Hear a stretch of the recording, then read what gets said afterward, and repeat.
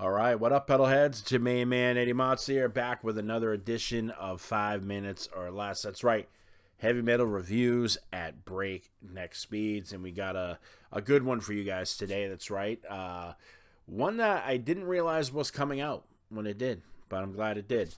Anyways, before we get into any of that, I just want to remind all of you to please smash that subscribe button. That's right, hit the like, hit the subscribe button, do all those things, because I try to come up with as much content as humanly possible for all of you. So hopefully you're enjoying it, and I appreciate every single person that subscribes to the channel. I truly do. It's a lot of work, some of these things, but it's well worth it. Also, all my social media sites should be in the channel's description, so give us a follow. Instagram is always a lot of times where I'm at with Pedal to the Metal, and we're also on TikTok too, Pedal TV 666. All right, the album that I got for you guys today is from somebody who I believe is iconic in a lot of ways. Every generation seems to have that woman in rock who likes to push the barriers, and say this isn't just the boys club anymore.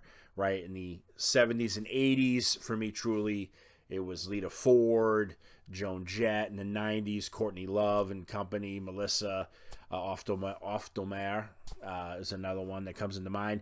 And in the 2000s, it's Amy Lee of Evanescence, right?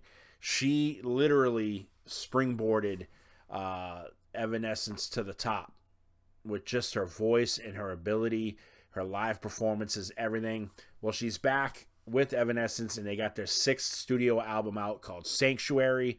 That's right, some of the tracks were produced by Nick Raskulinecz. I'm probably saying that wrong.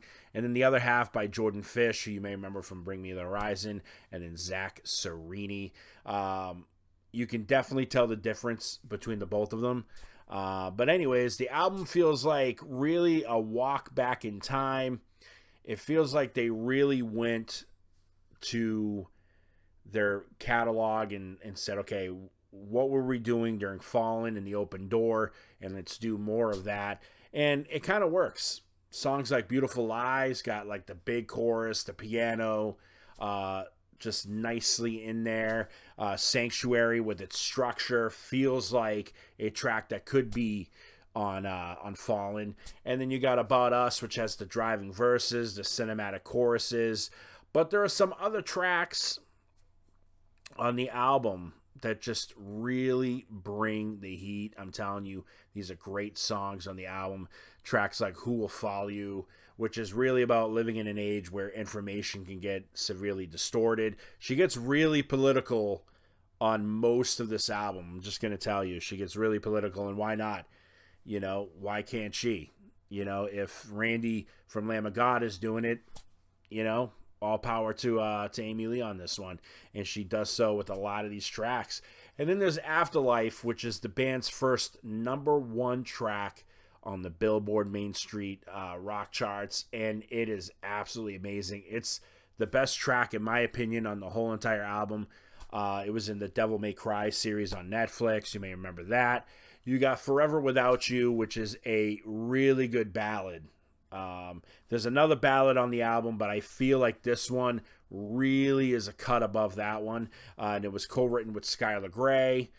And then there's the last track on the whole album, Wide Open Heart, which is such a way to end an album. I love tracks that are very cinematic in nature, because it just feels like it's closing a chapter, right? You've been following along this journey, and then here's this track that sums it all up and ends it, and that is Wide Open Heart. And it's really just about, confronting the travesties of society. And so there you go. That is Sanctuary by Evanescence. It's a great album. I definitely suggest you guys should check it out. It's a return to form for sure. I gave it 4.52 stars out of 5 for a final grade. There you go. You heard it here. As always, I'm Eddie Monster. This is 5 Minutes or Less. And as always, stay metal.